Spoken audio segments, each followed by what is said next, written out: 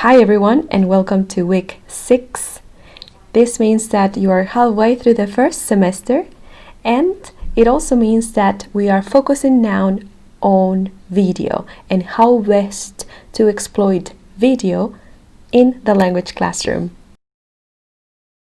If you have had the opportunity to read Goldstein and Driver, they start their book by talking about the way in which video was used and seen in the early 90s.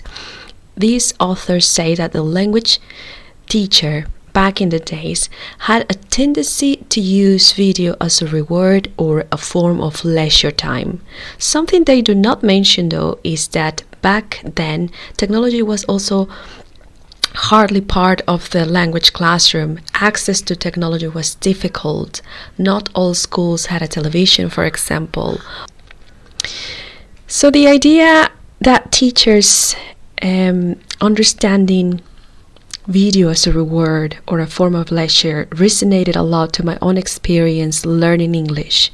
When I was in secondary school back in 1998, my classroom had a very small old TV, and we had to sit on the floor, very similar to the picture I'm showing, although this is a different context.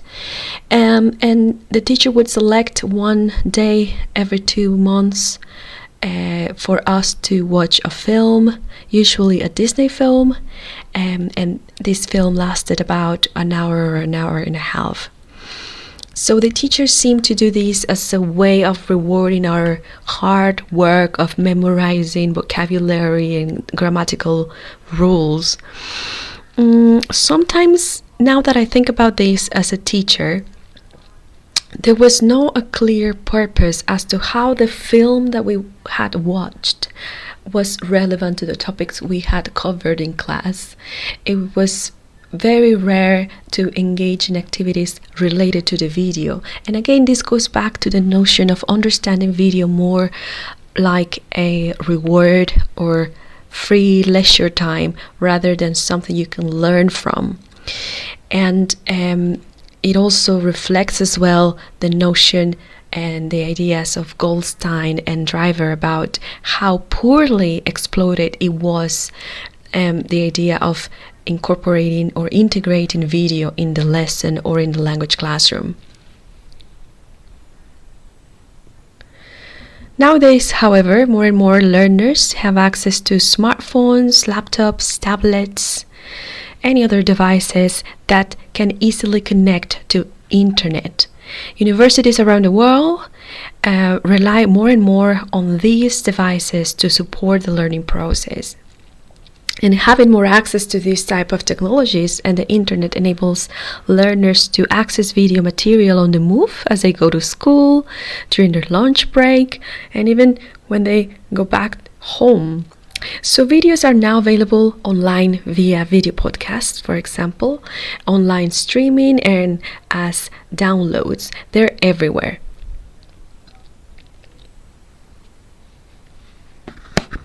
The YouTube phenomenon and similar developments elsewhere, such as Bilibili, Vimeo, Veo, are probably the most striking examples of how video has become so all-pervasive and very easy to access.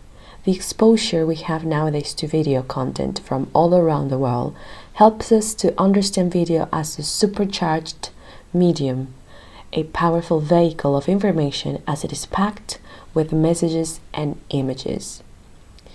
Now, Robert van der Planck states in his article that the language of broadcast programs comes too quickly for learners and there is too much of it. It is all too often culturally bound or bound in contexts which may be unfamiliar to foreign language learners. Like Robert van der Planck, Apcon states that video has become the primary mode of communication around the world, and it is one that transcends languages, cultures, and borders. Many authors, now appearing in your screen, agree that video is an ideal means of showing authentic language and therefore the culture of the language being taught. the idea of video being like a window that shows the English language culture, also called Big C, as it carries an essentialist view of the world, is formed because it enables people, mostly through authentic content, to have access to global cultural products. If we think about films and TV shows, we can say that they show how people live, think, and behave in different parts of the world, different types of accents, vocabulary, grammar, and syntax as well, the kinds of discourse around relevant topics, which in turn show the use of language in different situations or contexts. In 2010, Robert van der Planck conducted a review of the literature on television and video in language learning. A lot of the themes uncovered through this review are still relevant today. As you can see from the screen, one of these themes is language learning and cultural learning, which we have covered in our previous slide. Another relevant theme is the impact of captions and subtitles in language learning. There was a study conducted in the Netherlands with primary school children which aimed to look at the impact of subtitles in language learning. Children watched a program with English soundtrack and subtitles in Dutch. They did this first and then they watched this program again with English soundtrack but no subtitles. The findings showed that subtitles did not distract children from hearing the words, and the study also found that the effects of watching subtitled videos and television programs regularly over long periods of time is strong and cumulative. If you're not familiar with the difference between captions and subtitles, captions assume the viewer cannot hear, and subtitles assume the viewer does not understand that language. So the format is a little bit different.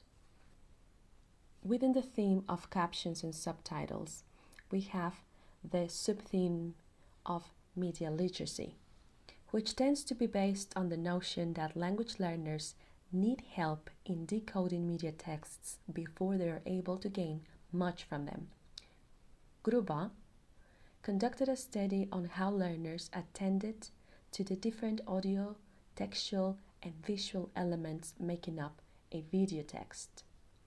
In this study, a group of learners of Japanese at an Australian university watched the news broadcast. This news contained different visual elements in the form of on-screen text, for example, headlines and captions.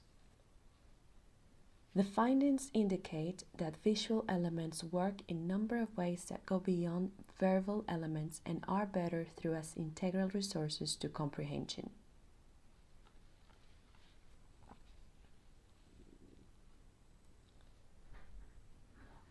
There was another study which involved the use of captions in video.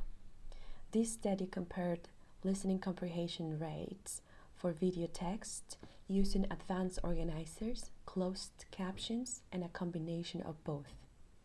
The advanced organizers consisted of the teacher reading out loud in Chinese 6 to 8 sentences about the segment that they were going to watch. Now, the findings show that learners in the combined treatment, those who use the captions and the advanced organizers, scored significantly higher than the ones that only used the advanced organizers without any support of captions. Now, for those who are not familiar with advanced organizers, this is a cognitive strategy which enables learners to recall and transfer prior knowledge to the new information being presented. More themes uncovered by van der Planck's literature review are about developments in technology itself, global and satellite broadcasting, video in assessment, and now more increasingly, the creation of video materials by learners themselves. In our live seminar session, we're going to cover video as a text, video as a tool, and video as a task.